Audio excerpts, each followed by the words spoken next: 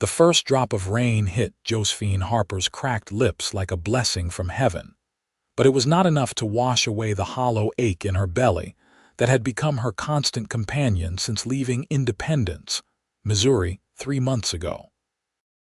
She stumbled along the muddy trail outside Murphy's, California, clutching the last piece of stale bread she had managed to stretch across 4 days, her fingers trembling as she brought it to her mouth, only to discover green mold had finally claimed what remained of her meager provisions.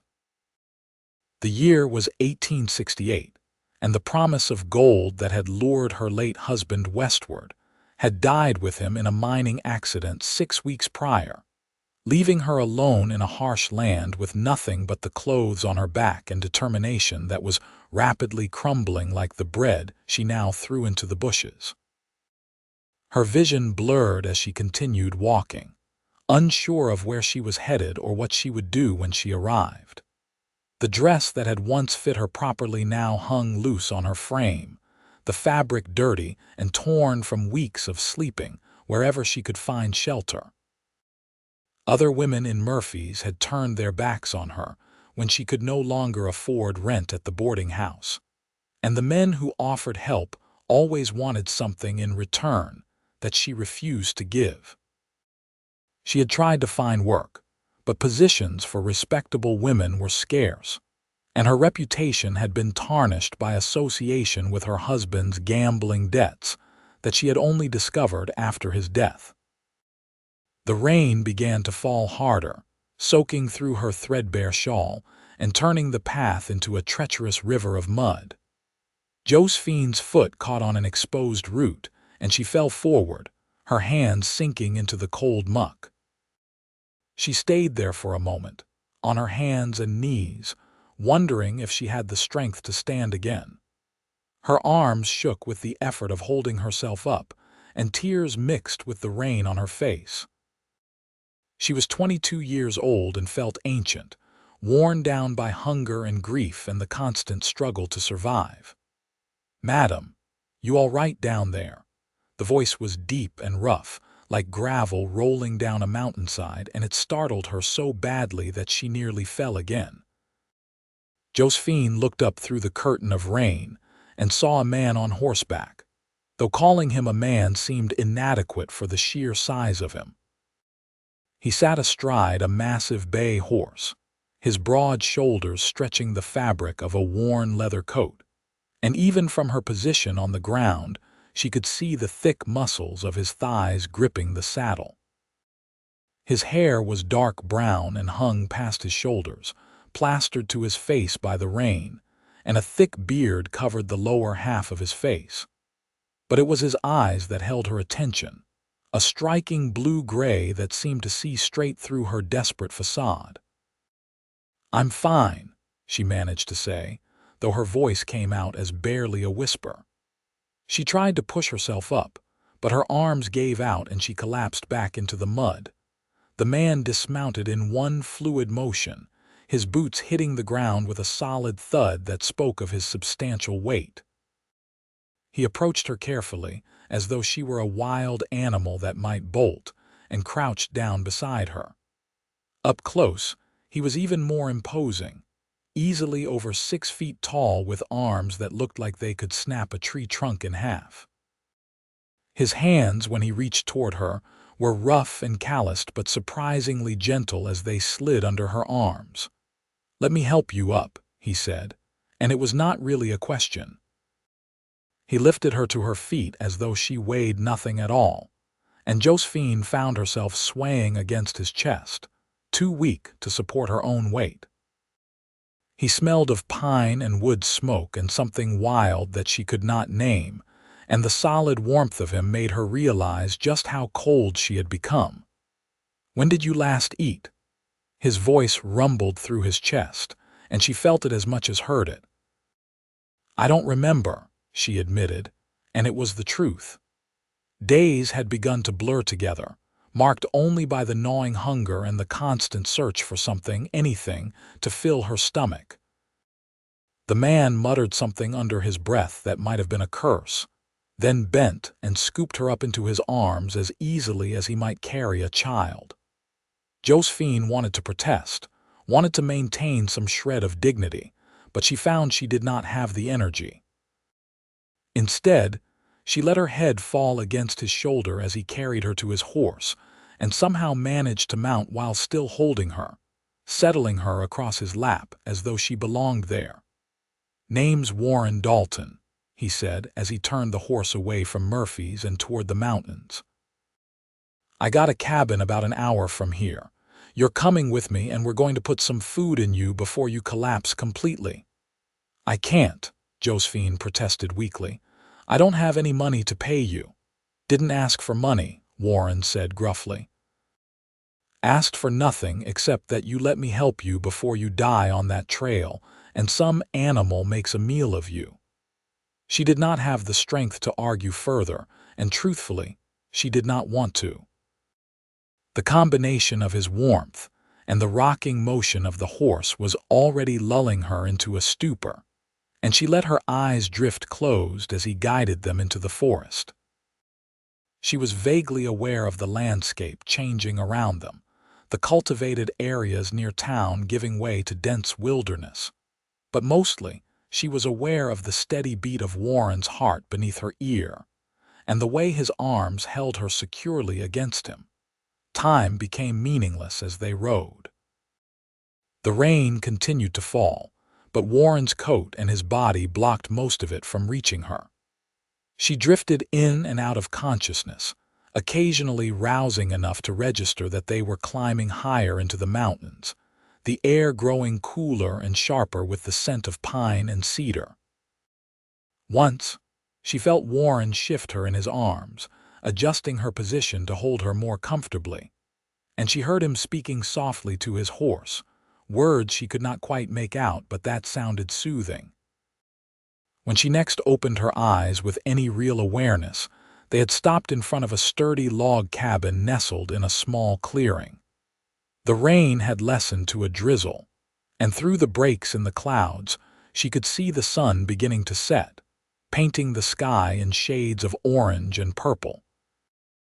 Warren dismounted with her still in his arms, then carried her up the steps to the cabin door, which he kicked open with his boot. The interior was dim but warm, and Josephine could see a stone fireplace taking up most of one wall, with embers still glowing in the grate. The cabin was a single large room, simply furnished with a bed in one corner, a rough-hewn table with 2 chairs, shelves lined with supplies, and various tools and furs hanging from the walls. It was clean and orderly in a way that surprised her, given that a man lived here alone. Warren carried her to the bed and set her down gently on top of a thick bearskin that covered the mattress. "Stay put," he ordered, then turned to tend to the fire. He added wood and coaxed the flames to life, filling the cabin with light and warmth. Josephine watched him move around the space with practiced efficiency, his massive frame somehow managing not to seem clumsy in the confined area. He hung his wet coat on a peg by the door, revealing a faded blue flannel shirt that stretched tight across his shoulders and chest, the sleeves rolled up to expose forearms corded with muscle. "I need to tend to my horse," Warren said, glancing back at her. "Then I'm going to cook you something to eat. Don't try to get up or move around. You're too weak, and I don't want you falling and cracking your head open on my floor." Josephine nodded mutely, not trusting her voice. She watched him leave, then let her gaze wander around the cabin again. Despite the rustic surroundings, there was something comforting about this place, a sense of safety she had not felt in a very long time. The warmth from the fire was beginning to seep into her bones, and she realized she was shivering violently as her body started to thaw. Warren returned after what felt like both minutes and hours, carrying an armful of supplies. He dumped them on the table, then moved to a large trunk and pulled out what looked like one of his shirts and a pair of long underwear. He brought them over to her, along with a wool blanket. "You need to get out of those wet clothes," he said, his voice gruff but not unkind. "Put these on. They'll be too big, but they're dry and warm. I'll turn my back and tend to the cooking." He did exactly as he said, turning to face the fireplace and busying himself with pulling out a large cast iron pot and various ingredients.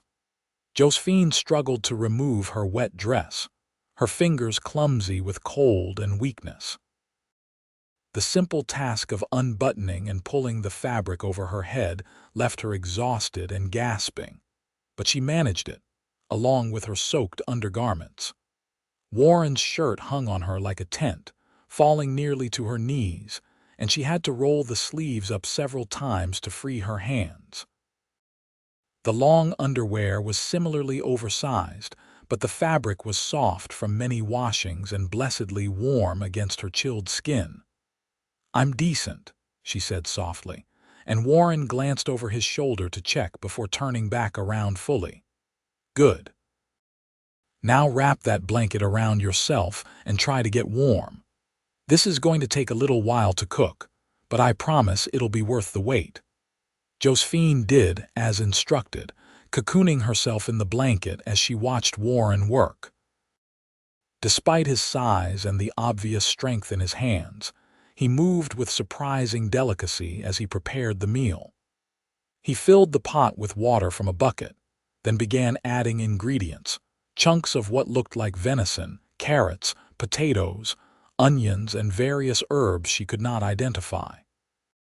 The smell that began to fill the cabin as the stew started to simmer made her stomach clench painfully, reminding her of just how long it had been since she had eaten a proper meal.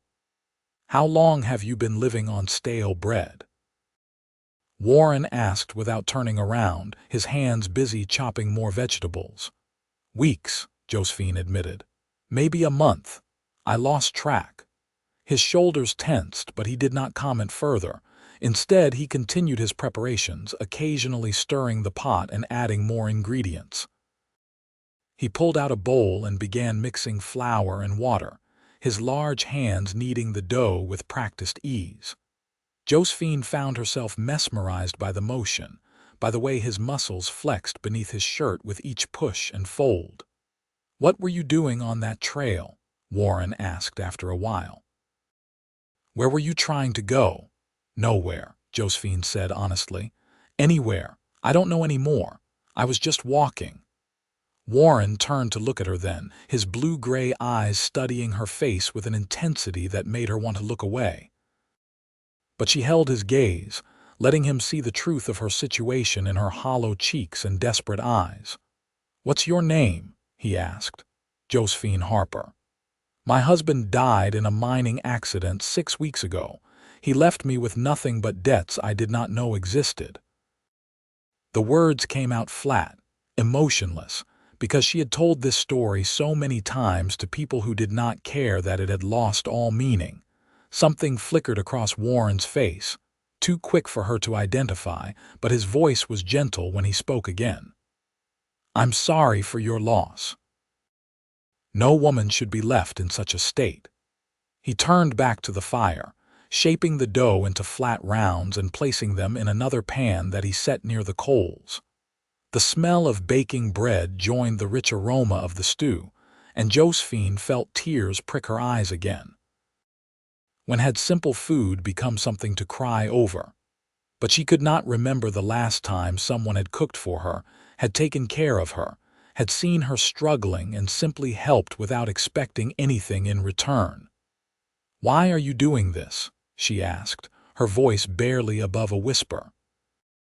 "You don't know me. You don't owe me anything." Warren was quiet for a long moment, and when he finally answered, he did not look at her.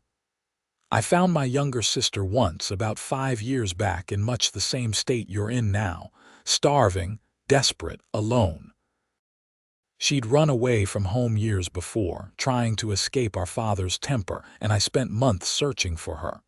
By the time I found her, she was too far gone. Pneumonia and starvation had taken too much of a toll. She died 3 days later." The pain in his voice was raw and real, and Josephine felt her heart clench in sympathy. "I'm so sorry." Her name was Sarah. She was 19 years old. Warren's hand stilled on the spoon he was using to stir the stew. "I swore that day that if I ever found another woman in need, I wouldn't turn away, wouldn't let her face that alone. So that's why I'm doing this, Josephine Harper. Because Sarah deserved better, and so do you." Josephine did not know what to say to that, so she said nothing. She simply sat wrapped in the blanket, watching this massive, gruff mountain man cook a feast in his small cabin while the last light of day faded from the sky outside. The fire crackled and popped, the stew bubbled, and the bread turned golden brown in the pan. Warren moved between tasks with the confidence of someone who had been caring for himself for a long time, and she found herself wondering about his life, about how he had ended up alone in these mountains. Finally, after what felt like an eternity but was probably only 30 or 40 minutes, Warren ladled a generous portion of stew into a wooden bowl and placed one of the flatbreads beside it. He brought it over to her, along with a spoon, and set it carefully in her lap. "Eat slowly," he warned. "Your stomach's not used to real food anymore. If you eat too fast or too much, you'll just bring it back up, and that'll be a waste." Josephine nodded, staring down at the bowl in her hands.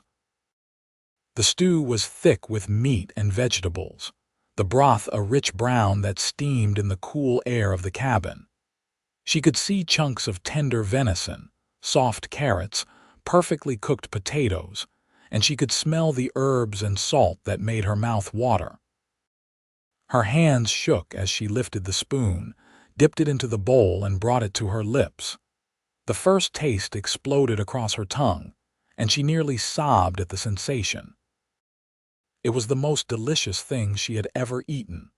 Or perhaps hunger had simply made it seem that way, but she did not care. She took another small spoonful, then another, forcing herself to follow Warren's advice and go slowly, even though every instinct screamed at her to devour the entire bowl in seconds. Warren settled into one of the chairs at the table with his own bowl, watching her from the corner of his eye while pretending to focus on his meal. Josephine could feel his attention on her, monitoring her to make sure she was not making herself sick, and strangely, she did not mind. There was something protective in the way he watched her, something that made her feel safe rather than threatened. "This is incredible," she managed to say between careful bites. "Where did you learn to cook like this?" A hint of a smile tugged at the corner of Warren's mouth, visible even through his thick beard. "Living alone in the mountains teaches you real quick that you either learn to make decent food or you suffer through every meal. I chose to learn. My mother was a good cook before she passed, and I remembered enough of her techniques to get by." "It's more than getting by," Josephine said. "This is better than anything I had even when times were good." They ate in comfortable silence for a while, the only sounds the crackling of the fire and the occasional scrape of spoons against wood. Josephine forced herself to eat slowly, taking breaks between bites even though she wanted nothing more than to fill the aching void in her stomach. The bread was perfect, crispy on the outside and soft within, and she used it to soak up the last of the broth in her bowl. When she finally set the empty bowl aside, she felt more satisfied than she had in months, though she could have easily eaten twice as much. Warren stood and took her bowl, refilling it about halfway before bringing it back. "Little more," he said. "Not too much, but you need the nourishment." Josephine accepted the bowl gratefully and continued eating, this time even more slowly as her stomach began to feel pleasantly full. She watched Warren clean up the cooking area, storing the leftover stew in a covered pot and wrapping the extra bread in cloth. His movements were efficient and practiced, and she found herself appreciating the simple domesticity of the scene. How long had it been since she had felt this sense of normalcy, of someone caring whether she ate or stayed warm? When she finished the second helping, Warren took the bowl again and brought her a cup of water. "Drink this, then you should sleep. Your body needs rest as much as it needs food." "Where will you sleep?" Josephine asked, suddenly aware that the cabin had only one bed. "I've got furs and blankets. I'll make a pallet by the fire. Won't be the first time, and the floor here is more comfortable than half the places I've slept over the years." "I can't take your bed," she protested, but Warren was already shaking his head. "You're taking the bed, and that's the end of it. You're in no condition to sleep on the floor, and I'm not about to let you after just getting some food in you. Now drink your water and lie down before you fall over." There was no arguing with that tone, and truthfully, Josephine was too exhausted to try. She drank the water, then let Warren help her lie back on the bed, arranging the blanket over her. The mattress was stuffed with something soft, pine needles perhaps, and the bearskin beneath her was warm and comfortable. She sank into it with a sigh, her body finally beginning to relax now that she was warm and fed. "Thank you," she whispered, her eyes already drifting closed. "Thank you so much. Sleep, Josephine," Warren said softly, and she felt his hand briefly touch her hair, a gesture so gentle from such a large man that it made her heart ache. "You're safe here, I promise." She believed him, and for the first time in longer than she could remember, Josephine Harper fell asleep without fear gnawing at her insides. When Josephine woke, sunlight was streaming through the cabin's small windows, illuminating dust motes that danced in the air. For a moment, she was disoriented, unsure of where she was or how she had gotten there. Then memory flooded back, along with the realization that she felt better than she had in weeks. Her body still ached and her stomach was tender, but the desperate, clawing hunger had been replaced by a more manageable emptiness. She sat up slowly, looking around the cabin. Warren was not inside, but she could hear sounds from outside, the rhythmic thunk of an axe hitting wood. The fire had been built up while she slept, and there was a plate on the table with more flatbread and what looked like dried fruit. Beside it sat another cup of water. Josephine stood carefully, testing her legs, and found them steadier than they had been the night before. She was still weak, still unsteady, but the improvement was remarkable considering how close to collapse she had been. She made her way to the table and sat down, eating the bread and fruit slowly while listening to Warren work outside. After she finished eating, she explored the cabin a bit more, curious about the man who had saved her. The furs on the walls were impressive, bear and deer and what might have been mountain lion, all expertly tanned and cured. His tools were well maintained, everything in its place, and the few personal items she could see were practical rather than decorative. A rifle hung above the door, and she could see a pistol on a shelf, both cleaned and oiled. Books lined one shelf, which surprised her, and she moved closer to read the titles. They were an eclectic mix of practical guides, a few novels, and what looked like journals. The door opened and Warren stepped inside, carrying an armload of freshly split wood. He paused when he saw her standing, his eyes quickly scanning her as though checking for signs of distress. "You should be resting," he said, but there was no real reproach in his voice. "I've been resting," Josephine countered. "And you left me breakfast, thank you." Warren nodded, moving to stack the wood by the fireplace. "How are you feeling?" "Better. Weak still, but better than I have in a long time." She hesitated, then added, "I ate the food you left. I hope that was all right." "That's what I left it for," Warren said, a hint of amusement in his voice. "You need to eat regularly for the next few days, small meals to build your strength back up. I've got plenty of supplies, so don't worry about that." "I should leave," Josephine said, though the words felt hollow even as she spoke them. "I've imposed on your kindness enough." Warren straightened and turned to face her fully, his expression serious. "And where exactly would you go? Back to Murphy's where you were starving. Back to that trail where I found you half dead in the mud. I don't know, she admitted, her earlier confidence crumbling. But I can't just stay here indefinitely. You have your own life, your own work to do. I can't be a burden to you. You're not a burden, Warren said firmly. He moved closer, and Josephine had to tilt her head back to maintain eye contact. Listen, I know we're strangers and I know this situation is unusual, but the simple truth is that you need time to recover, time to figure out what you're going to do next. Stay here for a while, get your strength back. Help around the cabin if it makes you feel better about it, though you don't have to. When you're ready, when you've got a real plan and the health to see it through, then we'll talk about you leaving. It was the most he had said at once since she had met him, and the intensity in his eyes as he spoke made something flutter in Josephine's chest. She knew she should refuse, should maintain some semblance of propriety, but the alternative was going back to slow starvation and desperation. And more than that, something about Warren made her want to stay, made her feel like this cabin in the mountains might be exactly where she needed to be. All right, she said softly. I'll stay for a little while, but I insist on helping however I can. I'm not used to being idle. Warren's expression softened and he nodded. Fair enough. Though today you're still resting, tomorrow we can talk about what needs doing around here.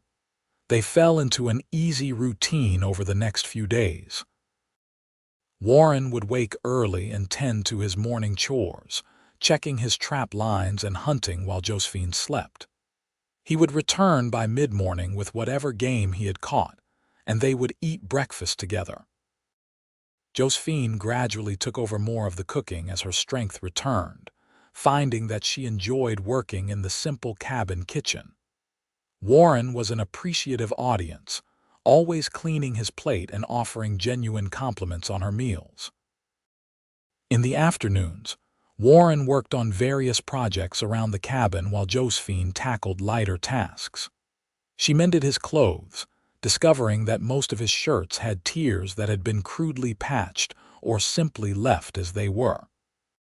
She organized his supplies, finding ways to make the limited storage space more efficient.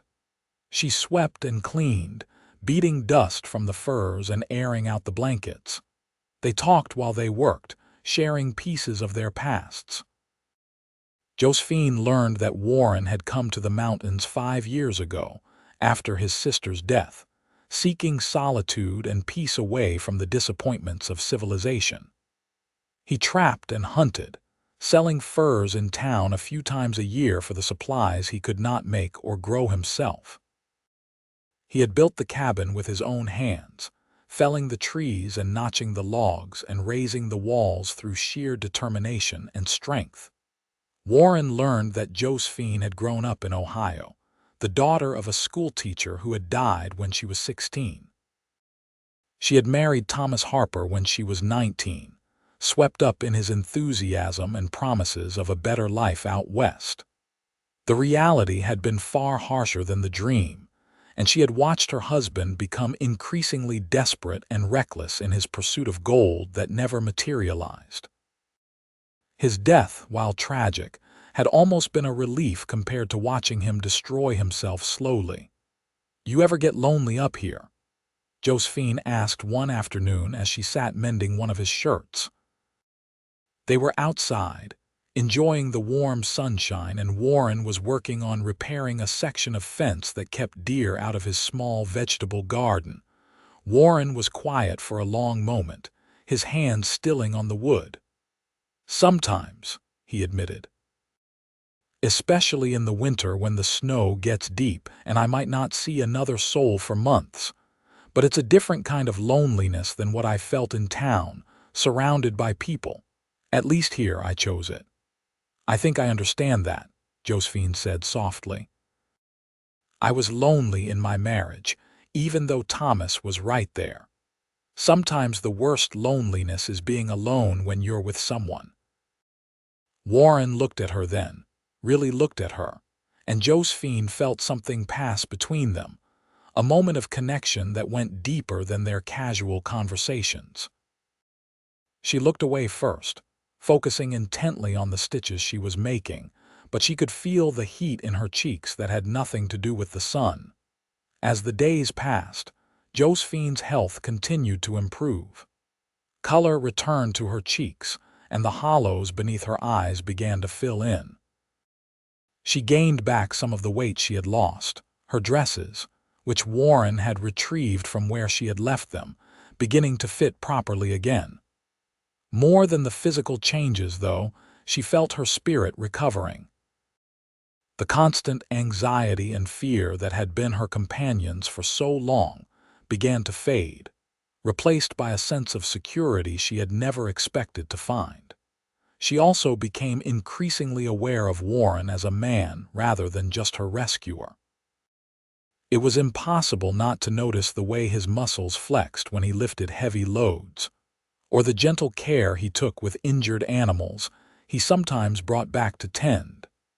She found herself watching him more often, appreciating the contrast between his rough exterior and his surprisingly tender heart.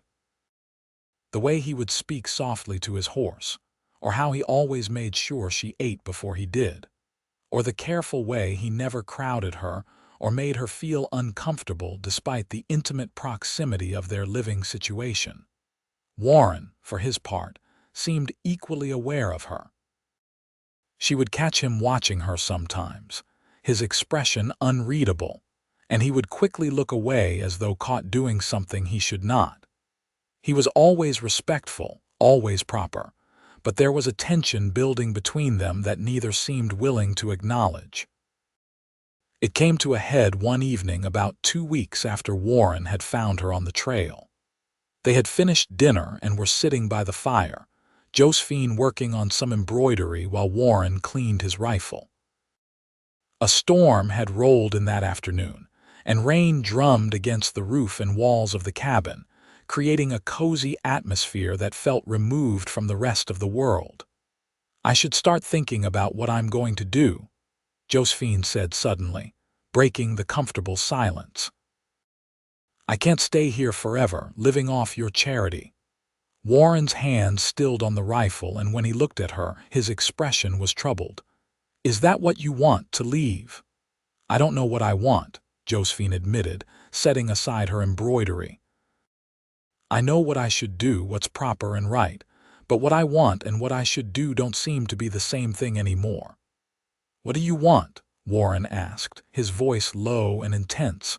Josephine met his gaze, her heart pounding in her chest. "I want to stay here," she said honestly. "I want to keep cooking meals with you and mending your clothes and listening to your stories about the mountains. I want to wake up every morning knowing I'm safe and cared for. But that's selfish of me, isn't it? To want to disrupt your life like that." Warren set the rifle aside carefully and stood, moving to crouch in front of her chair so they were at eye level. Up close, she could see the flecks of darker blue in his gray eyes, could count the individual whiskers in his beard, could feel the warmth radiating from his large frame. "Josephine," he said, and the way he said her name made her breath catch. "You haven't disrupted my life. You've made it better. These past 2 weeks have been the best I've had since coming to these mountains. I wake up looking forward to the day instead of just going through the motions. I find myself hurrying through my work so I can get back here to see you. And the thought of you leaving, of this cabin being empty again, makes me feel like I'm losing something precious." "Warren," she whispered, hardly daring to believe what she was hearing. "I know it's too soon," he continued, his hands clenching into fists on his thighs as though he was physically restraining himself from reaching for her. "I know you just lost your husband and you're still recovering, and you probably don't feel the same way I do. But I need you to know that if you want to stay, it's not charity. It would be because I want you here, because I'm falling in love with you, and I can't seem to stop myself." Josephine's heart felt like it might burst from her chest. She reached out with a trembling hand and laid it against Warren's bearded cheek, feeling the rough texture of his whiskers and the warmth of his skin beneath. "It's not too soon," she said softly. "Or maybe it is, but I don't care. I'm falling in love with you too, Warren Dalton, and I think I have been since you picked me up out of that mud and carried me to safety." Warren turned his face into her palm, his eyes closing briefly, and when they opened again they were bright with emotion. "Are you sure?" "I'm not an easy man, Josephine. I'm rough and I live a hard life up here. I can't offer you fancy things or an easy existence." "I don't want fancy things," Josephine said firmly. "I want a man who will cook me dinner when I'm starving. I want someone who looks at me the way you do, like I'm something precious and worth protecting. I want a life that feels real and honest even if it's hard. I want you." Warren made a sound low in his throat and surged forward, capturing her lips in a kiss that was gentle despite his size and obvious passion. His hands came up to frame her face, holding her carefully as though she might break, and Josephine melted into him, her hands gripping his shoulders for support. The kiss was everything a first kiss should be, sweet and tender and full of promise, and when they finally broke apart, both of them were breathing hard. "I'll build us a bigger cabin," Warren said, his forehead resting against hers. "And I'll make you my wife properly if you'll have me. We'll go to town and find a preacher and do it right." "Yes," Josephine said, laughing and crying at the same time. "Yes to all of it. I'll marry you, Warren Dalton, and I'll be the happiest woman in these mountains." They kissed again, and this time there was more passion in it, more promise of things to come. But Warren pulled back before things could go too far, his breathing ragged but his resolve clear. "We do this properly," he said. "We go to town tomorrow, weather permitting, and we find that preacher. I'll not have anyone saying I took advantage of you, or that our marriage is anything less than honorable." Josephine wanted to protest, wanted to tell him that she did not care what anyone thought, but she could see how important this was to him. And truthfully, after everything she had been through, the idea of a proper wedding, of standing before God and the community and declaring their love, held a powerful appeal. "Tomorrow, then," she agreed. "We'll go to town and get married." That night, Josephine slept in the bed while Warren took his usual place by the fire, but she fell asleep with a smile on her face and hope in her heart for the first time in longer than she could remember. The next morning dawned clear and beautiful, the storm having passed during the night. Warren was up before sunrise, and Josephine woke to find him shaving his beard, or at least trimming it significantly shorter. She watched from the bed, admiring the strong line of his jaw that was revealed as the thick whiskers fell away. "You don't have to do that for me," she said, and Warren glanced at her in the small mirror he was using. "I want to look my best when I marry you," he said simply. "Besides, this thing was getting out of hand. I usually trim it down in the summer anyway."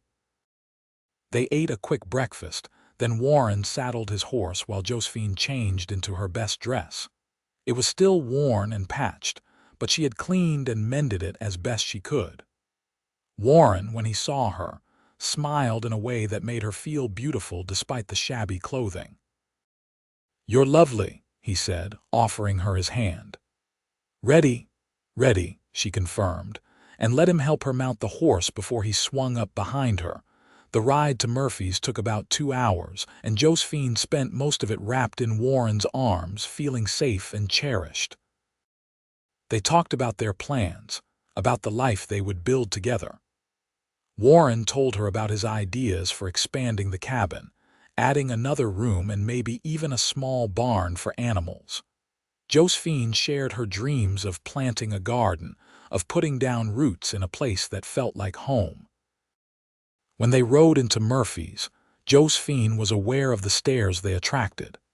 She had left town as a desperate, starving widow, and now she was returning well-fed and happy in the arms of the mountain man that many people knew by reputation if not personally. Let them stare, she thought. Let them gossip and wonder. She had found something real and precious, and their opinions meant nothing to her. They found the preacher at the small church on the edge of town, and Warren explained their situation simply and directly. "We want to get married. Today, if possible." The preacher, a middle-aged man named Reverend Matthews, looked between them with a knowing expression. "I see. And how long have you two been acquainted?" 2 weeks, Warren said without hesitation. "I found her dying on the trail and took her in. Now I'm in love with her and want to make her my wife. Is that going to be a problem?" Reverend Matthews studied them for a long moment, then smiled. "No, son, it's not a problem. I've seen marriages based on years of courtship fail, and I've seen marriages formed in days last a lifetime. What matters is the commitment you're making. Do you both understand that marriage is a sacred bond, not to be entered into lightly?" "We understand," Josephine said firmly. "I was married before, Reverend. I know what it means to make those vows. And I know that what I feel for Warren is real, even if it happened quickly." "Then I'll marry you," the Reverend said, "but I'll need witnesses. Wait here while I fetch a few members of the congregation." He returned shortly with an older couple who agreed to stand witness. And soon Josephine found herself standing in the simple church beside Warren, speaking vows that meant more to her than any words she had ever said before. Warren's voice was steady and sure as he promised to love and honor her, to provide for her and protect her. And her own voice did not waver as she made her own promises in return. When Reverend Matthews pronounced them husband and wife, Warren kissed her with such joy and tenderness that Josephine felt tears stream down her face. They were married. She was Josephine Dalton now, the wife of a mountain man, and she had never been happier. After the ceremony, they stopped at the general store to purchase a few supplies, and Warren surprised her by buying fabric for a new dress. "For my wife," he said gruffly when she protested the expense.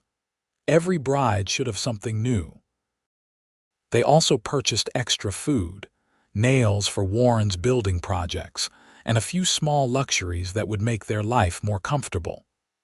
The store owner, a shrewd woman named Mrs. Chen, congratulated them warmly and threw in a jar of honey as a wedding gift. As they rode back toward the mountains, Josephine felt a contentment settle over her that went bone deep. She had Warren's arms around her, a ring on her finger that he had purchased from Mrs. Chen, and a future that held promise instead of despair. The mountains rose before them, green and beautiful in the summer sun, and she knew that somewhere in those peaks was the cabin that was now her home.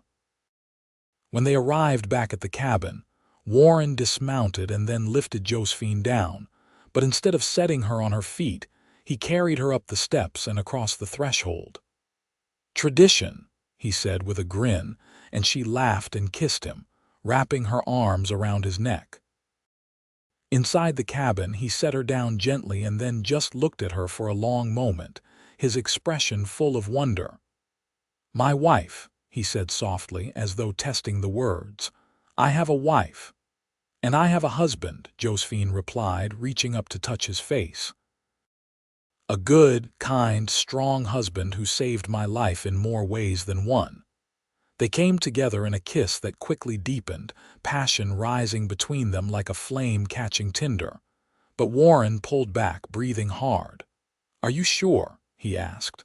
"We don't have to rush anything." "I can wait as long as you need." "I'm sure," Josephine said, her hands already working at the buttons of his shirt. "I've never been more sure of anything. I want this. I want you. I want to start our life together properly." Warren needed no further encouragement. He swept her up in his arms again and carried her to the bed, their bed now, and laid her down with such gentleness that she felt treasured beyond measure. What followed was a discovery of each other, a claiming that was both tender and passionate, and when they finally lay tangled together in the aftermath, Josephine felt complete in a way she had not known was possible. "I love you," Warren murmured against her hair, his large hand spread possessively across her stomach. "I'll spend the rest of my life making sure you never regret marrying me." "I could never regret it," Josephine said, turning in his arms to face him. "You gave me back my life, Warren.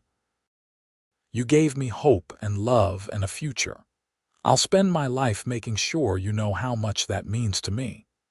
They stayed in bed for the rest of the day and into the evening, talking and touching and learning each other's bodies and hearts.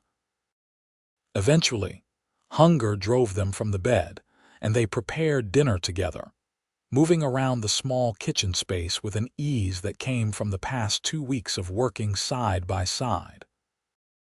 As they ate, they made plans and dreamed dreams, building a life together with words before they would build it with actions. The summer passed in a blur of happiness and hard work. Warren began expanding the cabin, and Josephine helped however she could, holding boards steady while he hammered and passing him nails when he needed them. They worked from sunrise to sunset most days, and in the evenings they would collapse into bed, tired but content. Josephine planted a garden, coaxing vegetables from the rocky mountain soil with determination and care.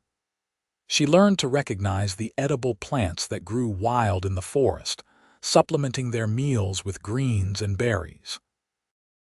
Warren taught her to fish in the nearby stream and to identify animal tracks. She taught him to read better, discovering that his education had been limited, and they spent quiet evenings with him practicing on the novels from his shelf while she worked on her sewing. By the time autumn arrived, painting the mountains in shades of gold and red, the new room was complete. It was not large, but it doubled the living space of the cabin, and Josephine delighted in arranging it. They now had a separate bedroom, leaving the main room for living and cooking. Warren built her shelves for her growing collection of preserves and a proper work table for her sewing. They made love often, finding joy in each other's bodies and comfort in each other's arms. Warren was an attentive lover, always making sure Josephine found her pleasure before seeking his own, and she marveled at how such a large, strong man could be so gentle and giving. Their physical relationship deepened their emotional bond, and Josephine felt herself falling more in love with her husband every day. As winter approached, they prepared carefully, laying in supplies and firewood. Warren taught Josephine to shoot, insisting that she needed to know how to defend herself and hunt if something ever happened to him. She proved to be a decent shot after some practice, though she hoped she would never need to use the skill. The first snow came in early November, and Josephine stood at the cabin window watching the flakes fall with wonder. "It's beautiful," she said, and Warren came up behind her, wrapping his arms around her waist and resting his chin on her head. "It's also deadly if you're not prepared," he said. "But we're prepared. We've got food and firewood in each other. We'll be fine." He was right. The winter was harsh, with snow piling high around the cabin and temperatures dropping far below freezing. But inside their home it was warm and cozy. They spent long evenings by the fire, talking and reading and making love. Warren carved while Josephine sewed, creating gifts for each other that they would exchange when Christmas came.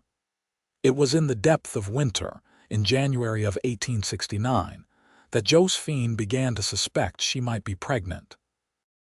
Her monthly courses had stopped, and she was frequently nauseous in the mornings. She kept her suspicions to herself for a few weeks, wanting to be sure before she said anything to Warren. But when her belly began to swell slightly and her breasts became tender, she could no longer deny the truth. She chose a quiet evening to tell him, waiting until they had finished dinner and were settled by the fire. "Warren," she said softly, and something in her tone made him look up immediately from the piece of wood he was carving. "What is it? Are you all right?" "I'm fine," she assured him quickly. "Better than fine, actually. Warren, I'm pregnant. We're going to have a baby." The piece of wood and the knife both fell from Warren's hands, clattering to the floor as he stared at her with wide eyes. "Pregnant," he repeated, as though the word was in a foreign language. "A baby."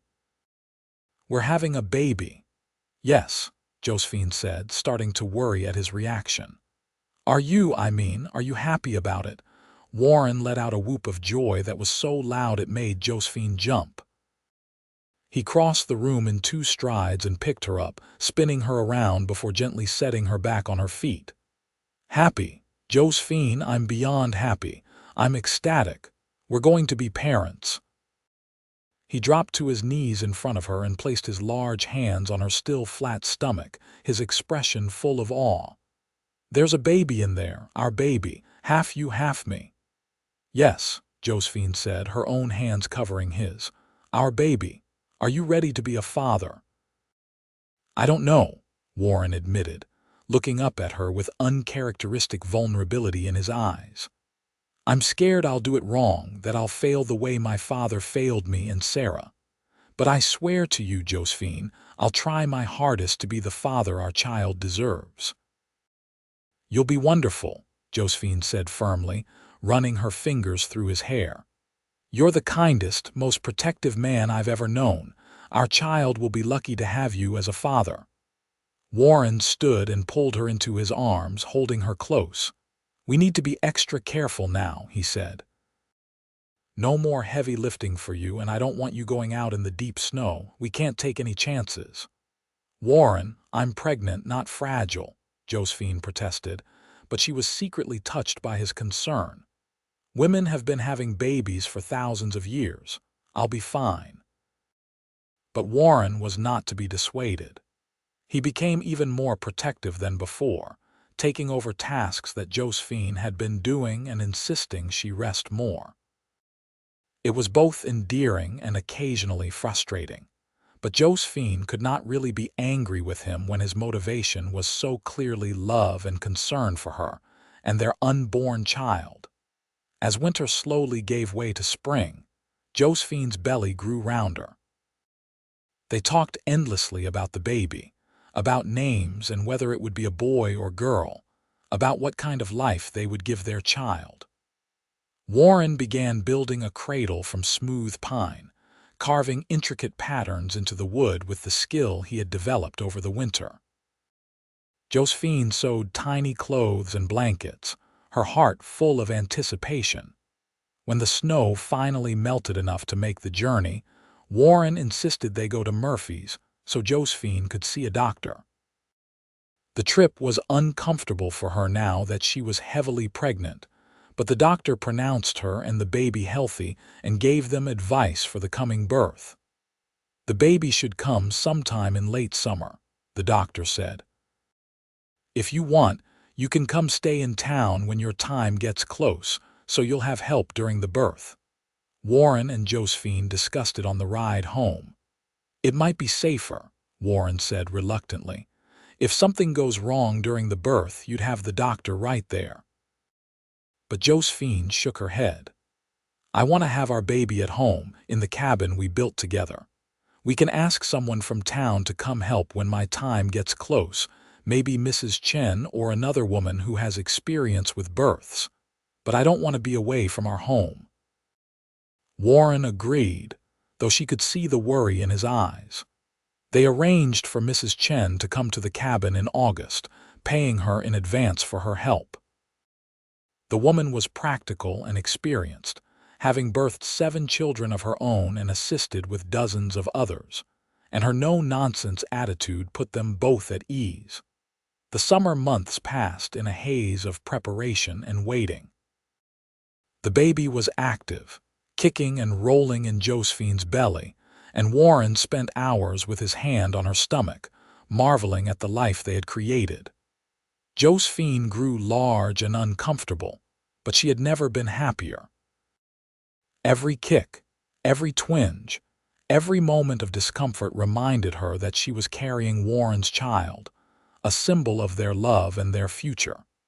Mrs. Chen arrived in the first week of August, and it was a good thing she did, because Josephine went into labor just 3 days later.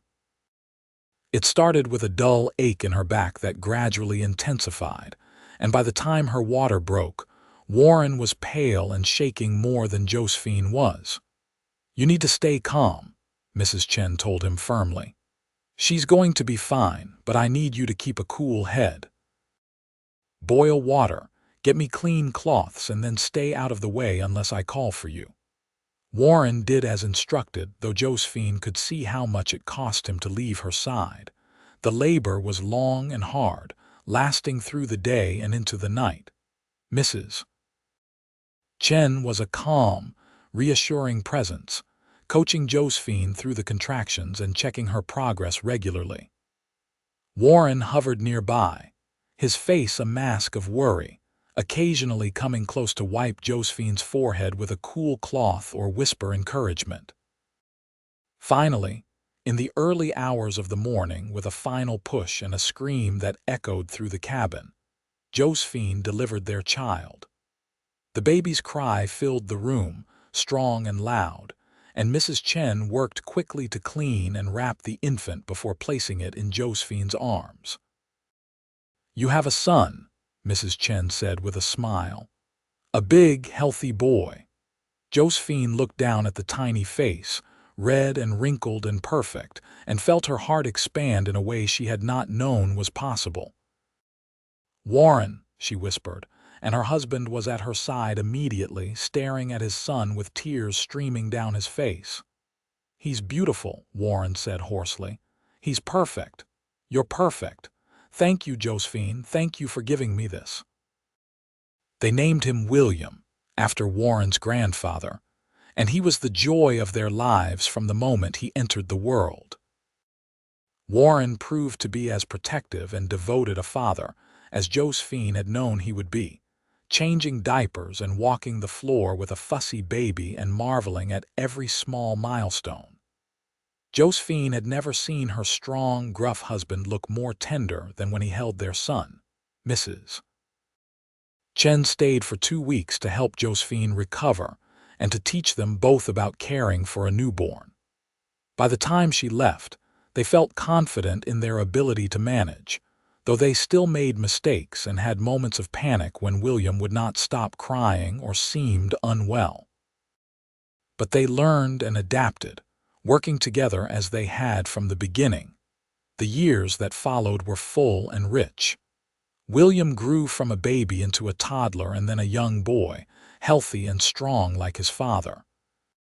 When he was 3, Josephine became pregnant again, and this time the birth was easier, perhaps because she knew what to expect.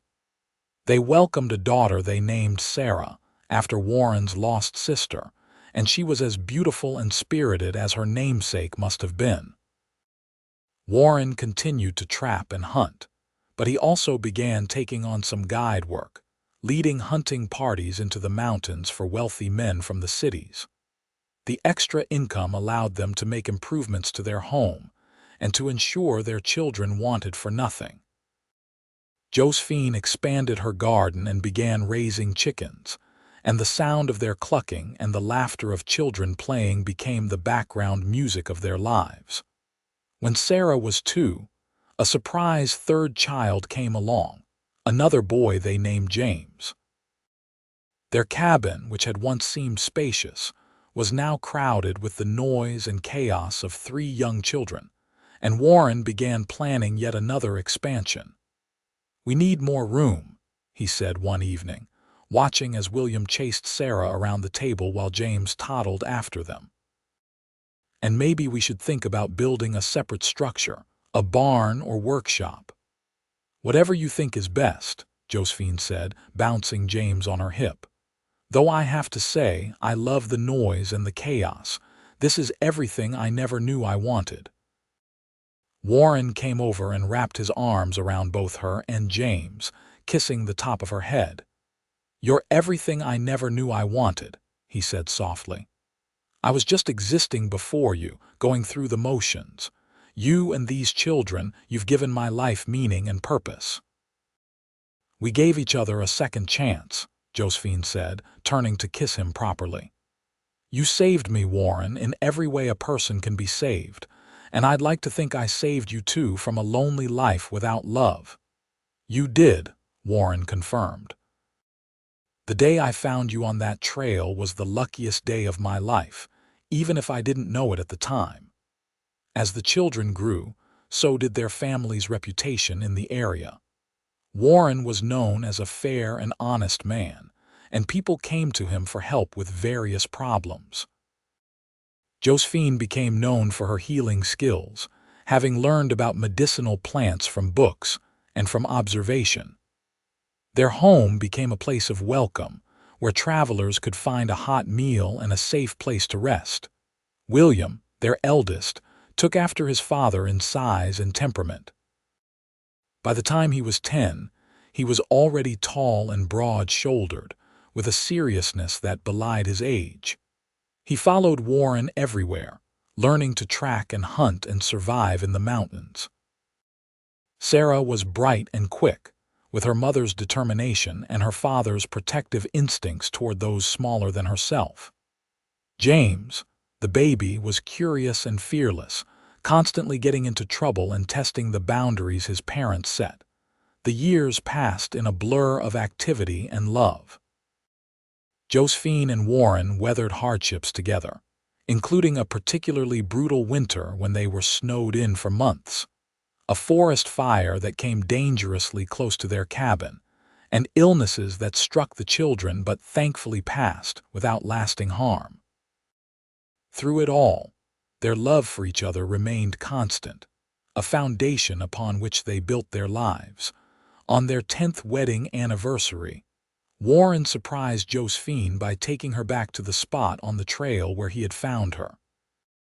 It was a warm summer day, and they had left the children with Mrs. Chen, who had become like a grandmother to them over the years. "I wanted to show you how far we've come," Warren said as they stood on the path, now overgrown with vegetation. 10 years ago, you were dying right here, and I was a lonely man with no purpose beyond survival. Now look at us. We have a family, a home, a life full of love and meaning." Josephine looked around, remembering that desperate day with a clarity that still sometimes surprised her. "I was so scared," she said quietly. "I thought I was going to die alone on this trail, unmourned and forgotten. I never could have imagined that I was about to meet the man who would become everything to me." Warren pulled her into his arms, and she went willingly, resting her head against his broad chest and listening to the steady beat of his heart. "I love you," he said simply. "I've loved you since the moment I saw you struggling in the mud, refusing to give up even when you had every reason to. I'll love you until the day I die and beyond." "I love you too," Josephine said, tilting her head back to look up at him. "You're my hero, Warren Dalton. You always will be." They kissed there on the trail, a deep, passionate kiss that held all the love and devotion of 10 years of marriage. When they finally pulled apart, both were smiling, and they walked hand in hand back to where they had left the horse, ready to return to the life and the family they had built together. More years passed, and their children grew into young adults. William married a nice girl from town and built his own cabin not far from his parents, continuing his father's trade as a guide and trapper. Sarah, independent and stubborn, shocked everyone by declaring her intention to become a teacher, and she studied hard to achieve her goal. James, always the adventurer, talked of going to San Francisco to seek his fortune, though he had not yet acted on those plans. Warren and Josephine grew older together, their hair graying and their bodies showing the signs of years of hard work. But their love remained as strong as ever, perhaps even stronger for having weathered the trials and joys of life together. They still held hands when they walked, still kissed each other good morning and good night, still found joy in the simple pleasure of each other's company. One evening, as they sat on the porch of their expanded cabin watching the sun set over the mountains, Josephine reflected on the incredible journey her life had taken. From the desperate, starving woman Warren had found on that trail to the contented grandmother she was now, surrounded by family and love, seemed like an impossible transformation. But it had happened, all because a kind-hearted mountain man had seen someone in need and chosen to help. "What are you thinking about?" Warren asked, noticing her distant expression. "How different my life would be if you had not found me that day," Josephine said. "If you had taken a different trail, or if you had decided I was not worth the trouble, I'd be dead, Warren. My bones would be somewhere in those mountains, and no one would even know or care." Warren reached over and took her hand, his grip still strong despite his age. "But I did find you," he said firmly, "and it was the best thing that ever happened to me. Don't think about what might have been. Think about what is. We're here together with our children and grandchildren. We built a good life, Josephine, a life worth living." "We did," she agreed, squeezing his hand. "We absolutely did." As the stars began to appear in the darkening sky, Josephine felt a profound sense of gratitude wash over her. She had been given a second chance at life, at love, at happiness. And she had seized it with both hands, building something beautiful and lasting with the man who had saved her. Their oldest grandson, William's son, came running up the steps then, full of energy and excitement about some adventure he had been on with his father. Warren scooped the boy up, listening to his story with the same patience and attention he had given his own children years before. Josephine watched them, her heart full, and thought about all the generations that would come from this union that had started with a simple act of kindness on a muddy trail.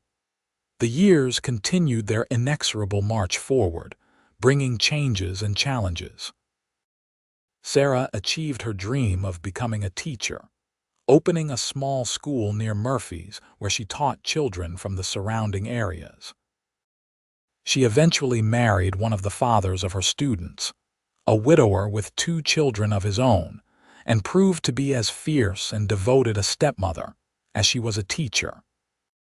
James did eventually make his way to San Francisco, but he returned after 2 years, declaring that city life was not for him, and that his heart belonged to the mountains where he had been raised. Warren and Josephine became the patriarch and matriarch of a growing family, their cabin a gathering place for children and grandchildren on holidays and special occasions. Warren's strength remained impressive even as he aged, and he continued to work the land and hunt, though he was more cautious now and did not venture as far into the wilderness as he once had. Josephine's skills as a healer became more refined with experience, and people came from miles around seeking her remedies for various ailments. On their 20th anniversary, the whole family gathered for a celebration. The cabin was packed with people, noise, and laughter, and Josephine moved through the crowd feeling blessed beyond measure. She caught Warren's eye across the room, and he winked at her, that same playful expression he had worn even in the early days of their marriage.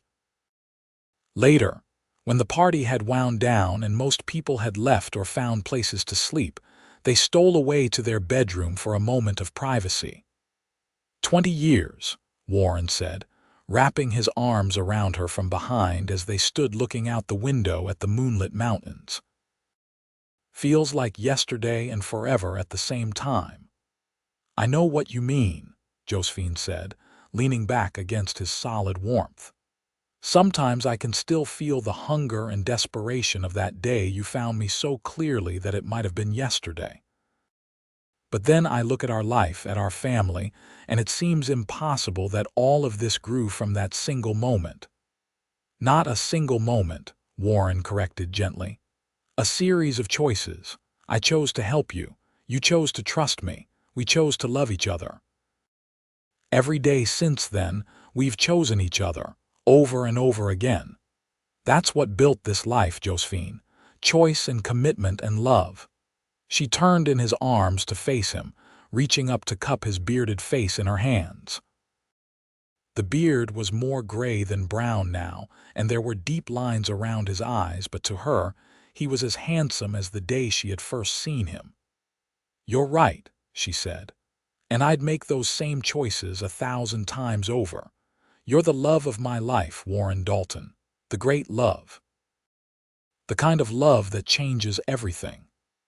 They made love that night with the tenderness and familiarity of 20 years together, and afterward they lay tangled together in their bed, talking quietly about their hopes for the future and their gratitude for the past.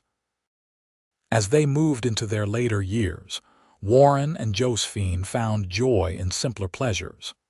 They spent hours sitting on their porch, watching the changing seasons paint the mountains in different colors. They told stories to their grandchildren, passing down family history and the values they held dear.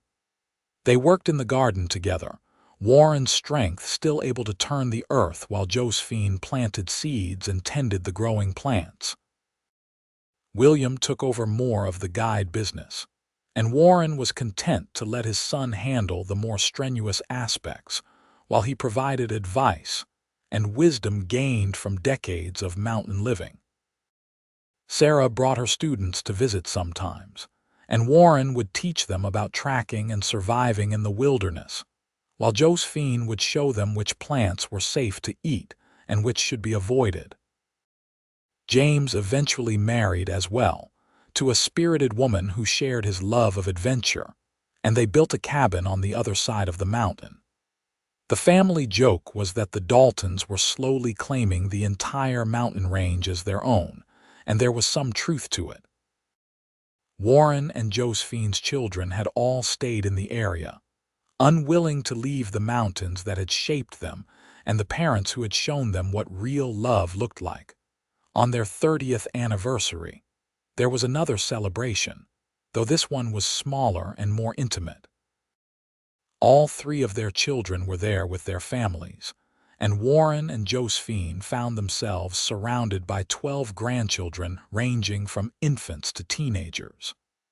As they looked around the table during dinner, both felt overwhelmed by the legacy they had created. 30 years, Josephine said when Warren proposed a toast. 30 years of love, laughter, hard work, and family. I never could have imagined when I was starving on that trail that my life would turn into this. Warren saved my life that day, but more than that, he gave me a reason to live. He gave me love and purpose and a family that I treasure more than anything in this world.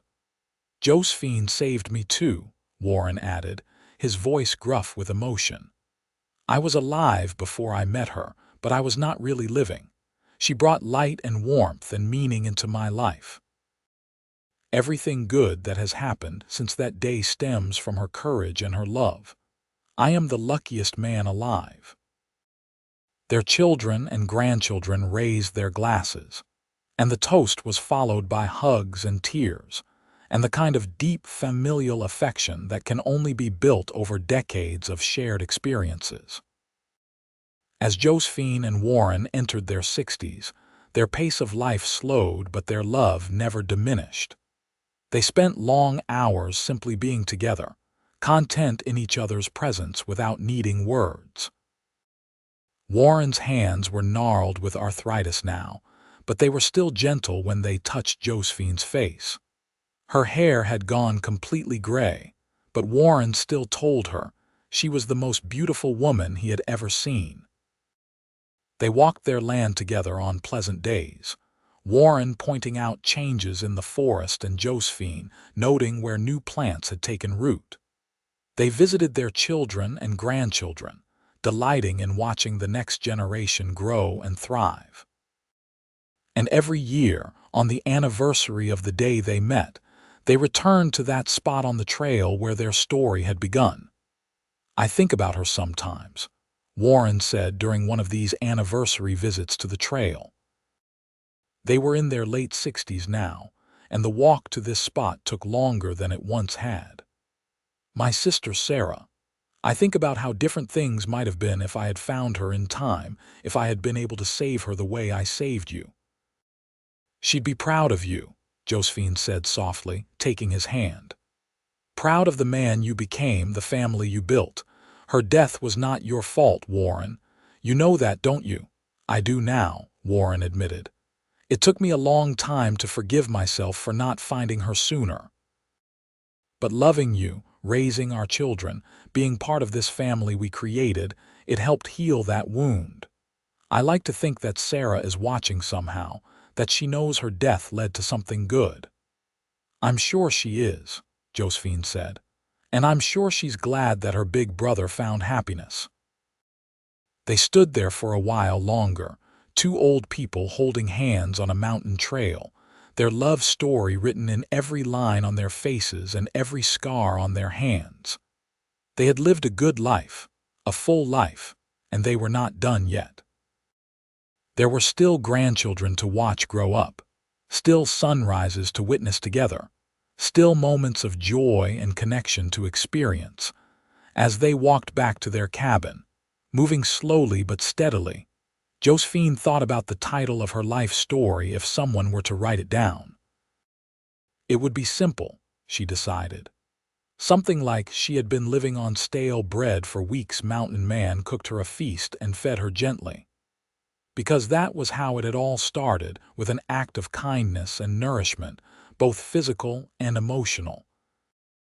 Warren had fed her body that first night, but more importantly, he had fed her soul, giving her back hope and purpose and love when she had nothing left. Years continued to pass, and Warren and Josephine grew older still, their bodies wearing down but their spirits remaining strong. They celebrated their 40th anniversary, surrounded by not just children and grandchildren but great-grandchildren as well. The family had grown so large that it could barely fit in the expanded cabin, and there was talk of holding future gatherings outdoors during the warmer months. Warren's health began to fail in his early 70s, his strong body finally succumbing to the years of hard living and physical labor. He developed a persistent cough that worried Josephine, and his movements became slower and more labored. But he remained in good spirits, joking that he had lived far longer than he had expected when he came to these mountains as a young man. "I've had a good life," he told Josephine one evening as they sat together by the fire. "Better than good. I've been blessed with an incredible wife, wonderful children, and more love than any man deserves. I have no regrets, Josephine. None at all." "Don't talk like that," Josephine said, though she knew as well as he did that their time together was growing shorter. "You're going to be around for many more years yet." Warren smiled and pulled her close, pressing a kiss to her forehead. "However long I have left, I'll spend it loving you. That's a promise." He kept that promise until the very end. Warren Dalton passed away peacefully in his sleep one cold winter night, with Josephine lying beside him and his children and grandchildren gathered in the cabin to say goodbye. He was 73 years old and had lived every one of those years to the fullest, especially the last 45 since meeting Josephine. Josephine grieved deeply for her husband, but she did not break. Their children worried about her, wondering if she would be able to manage alone in the cabin that had always been shared with Warren. But Josephine was stronger than they gave her credit for. She had survived starvation and desperation once before, and while losing Warren was the hardest thing she had ever endured, she knew she would survive this too. She continued to live in the cabin, tending her garden and welcoming visits from her large family. She told stories about Warren to the great-grandchildren who had not known him well, keeping his memory alive through words and love. She walked the land they had claimed together, feeling his presence in every tree and rock and stream.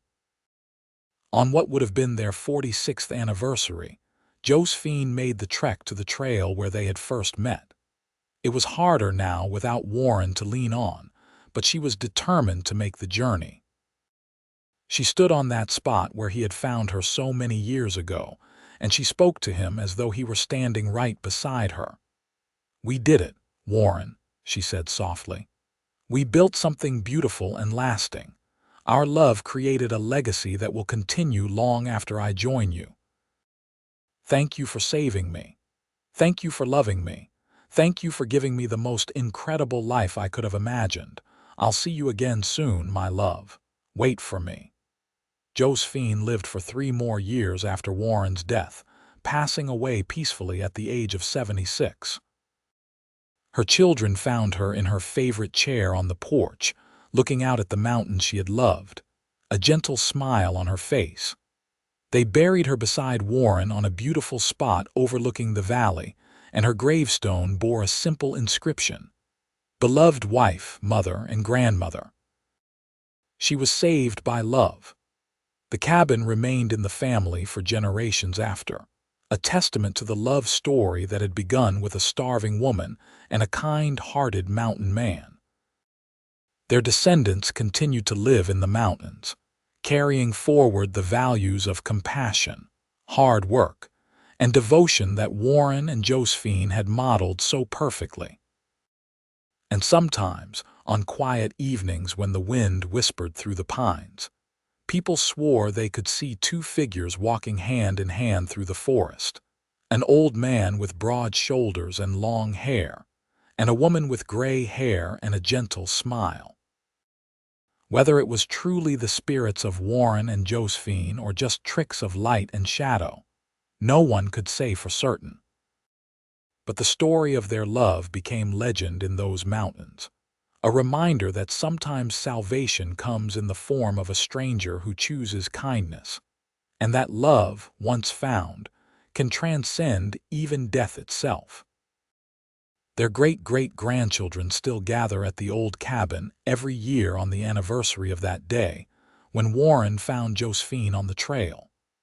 They share a meal together, always starting with a hearty stew in honor of that first feast Warren cooked for his future wife.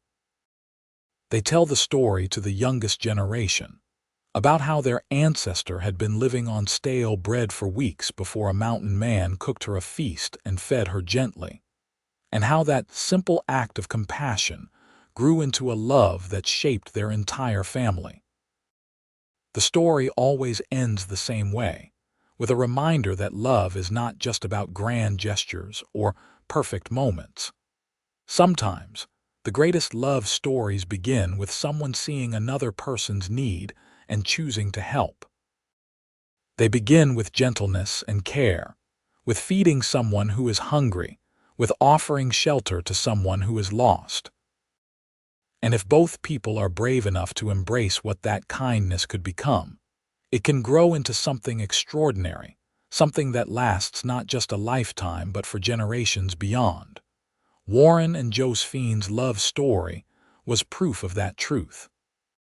From that muddy trail where a desperate woman had fallen to her knees, to the mountain cabin where they raised their family, to the legacy that continued long after both had passed, their love remained a shining example of what was possible when compassion and devotion met.